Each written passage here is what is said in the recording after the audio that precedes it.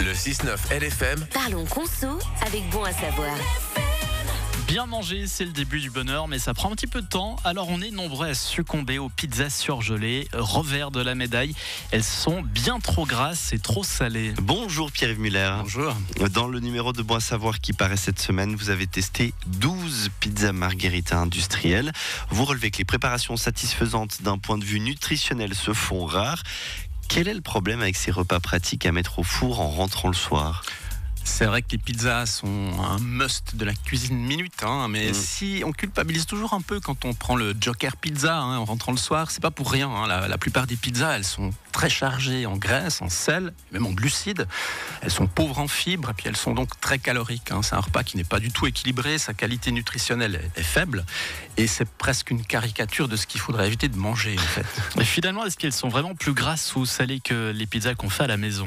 Disons que quand vous faites une pizza maison, je ne pense pas que vous utilisiez de l'huile de colza à la place de l'huile d'olive, de lait d'âme à la place de la mozzarella, du dextrose pour relever un peu le goût. Moi non plus. Ouais, non. Dans notre test, parmi les 12 pizzas, tomates, mozzarella achetées en supermarché, certaines affichaient 32 grammes de graisse et jusqu'à 7,4 grammes de sel, beaucoup plus que la quantité journalière recommandée pour la prévention des maladies cardiovasculaires par l'Organisation mondiale de la santé, qui est de 5 grammes par jour. Il y en a quelques-unes qui sortent du lot quand même ou pas du tout ? Si, rassurez-vous, on trouve des pizzas moins chargées, même si ça reste un plat qu'on ne devrait pas manger trop souvent. Les deux premières de notre test, les seules à obtenir la mention bon, présentent des taux de graisse et de sel acceptables et sont parmi les meilleurs aussi pour la quantité de fibres. La première est celle de Aldi, la Aldi Pizza avec AH à la fin, ne me demandez pas pourquoi, la pizza. Et la seconde est celle de Lidl, la Trattoria Alfredo. Ces deux produits contenaient non seulement moins de 3 grammes de sel chacun, mais également moins de matière grasse que les autres. 11 grammes pour la pizza de Aldi et 13 grammes pour celle de Lidl. Et qu'en est-il des plus mal classés ? Alors la palme de la pizza la plus grasse revient à la margarita Betty Bossi de Coop. Elle contenait plus de 32 grammes de matière grasse, 3 fois plus que la première du classement, ce qui semble quand même difficilement justifiable. Côté sel, c'est dans les margaritas de Gustavo Gusto de la Migros et To Cook avec 3 M et H, on n'est pas non plus pourquoi, acheté chez Denner, qu'on a relevé les plus grandes quantités de sel, respectivement 6 grammes et 7 grammes, le double de celle de Aldi. Vous parliez aussi des fibres tout à l'heure. Pourquoi est-ce que c'est important ?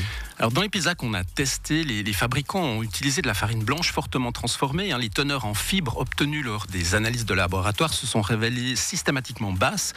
Pour mieux comprendre, il faut savoir que par exemple, dans 100 grammes de biscottes plates croustillantes suédoises, vous voyez de quel je parle, il y a environ 16 grammes de fibres alimentaires, alors que dans 100 grammes de pizza pré-cuisinée, on en trouve en moyenne que 2 grammes selon notre test. Même du pain toast blanc, on contient davantage, environ 3 grammes. Et dans un repas, les fibres alimentaires sont précieuses car elles amènent une sensation de satiété qui dure longtemps, qui contribue à baisser le taux de cholestérol et protège aussi des maladies cardiovasculaires. Donc on a fait le tour des problèmes. J'ai bien peur que non. La plupart des pizzas pré-cuisinées font partie des aliments dits ultra transformés. C'est un problème plus vaste que les pizzas, la consommation d'aliments ultra transformés. Mais on sait depuis une quinzaine d'années que d'en manger trop souvent accroît le risque de développer des maladies chroniques comme le diabète, l'obésité ou des maladies cardiovasculaires. On a aussi établi des liens avec des risques de cancer plus élevés. Le mieux, c'est donc de limiter au maximum ces plats préparés ultra transformés. D'ailleurs, avec l'application de Bon à savoir, Nutri-Scan Plus, qui donne aussi le Nutri-Score des aliments et des additifs, vous pouvez voir le degré de transformation des aliments et puis dans leur application, il y a aussi toute l'explication pour comprendre comment on les reconnaît. Vous avez presque réussi à nous passer l'envie. Que peut-on faire pour manger une pizza un petit peu plus saine ? Ça passera, rassurez-vous. L'envie revient vite. Ce sont des plats qui sont calibrés pour agiter vos papilles. Le mieux, c'est bien sûr de préparer ces pizzas soi-même. La pâte préparée n'est pas parfaite, mais avec un bon coulis de tomates, de la vraie mozzarella et du jambon, si vous aimez ça, c'est très rapide à faire. Et puis si vous ajoutez quelques légumes, c'est encore mieux. Vous pouvez d'ailleurs améliorer aussi les pizzas préparées. Ça améliore la qualité nutritionnelle et ça permet de moins culpabiliser. Et qu'est-ce qu'on va pouvoir trouver d'autre dans ce nouveau numéro de Bon à savoir ? Alors on s'est livré à un exercice de vérification sur les arguments avancés par les partisans de la réforme du deuxième pilier. C'est un sujet sur lequel on va voter le 22 septembre.